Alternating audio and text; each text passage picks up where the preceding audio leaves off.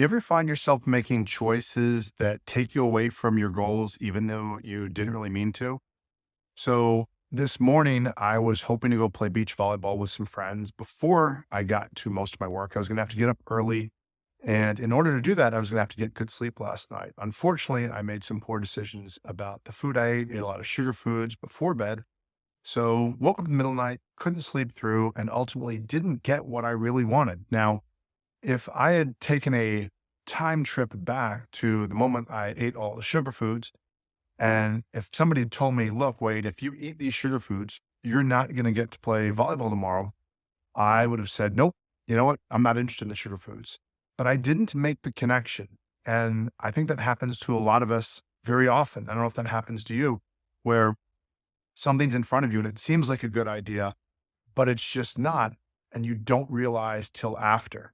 Now, a lot of people will talk about a concept called self sabotage, where they believe that people are intentionally trying to not really do their best. Or to put it a different way, it gets into this really deep concept of self worth and do I think I'm worthy of good things? And if I don't think I'm worthy of good things, well, then I intentionally upset things.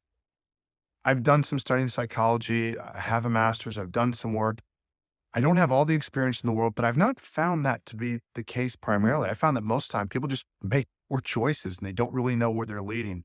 And so I invite you to consider your sleep habits, your nutrition, the exercise you're doing. Are those things taking you towards your goals or are they not? And if they are, that's awesome.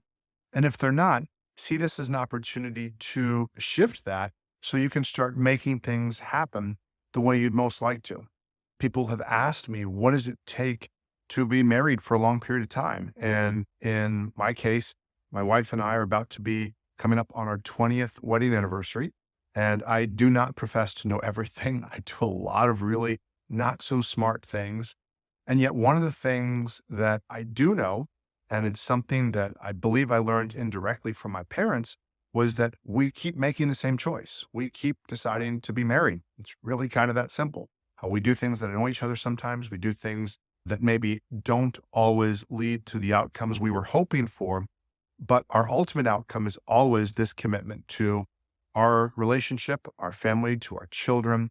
And so I invite you to consider that for the choices you're making, that even if you make a choice that's a bit of a slip, that you can make that correction knowing that you're still ultimately working towards the best thing that you want, your most important goals. And it doesn't have to be something that's quite so tragic. I hope you find this helpful. If you have things you'd like me to share about, or if you have comments or feedback or insight or things you learned, I'd love to hear them. As always, I look forward to helping you impact more people with your work and with who you are as a person and make more money so you can share that money with your family, with the team members you work with the freelancers, the outsourced business partners you have, and do that in less time so you have time to enjoy your freedom and fully enjoy your family, your friends, and your life outside of work. Thanks so much for listening.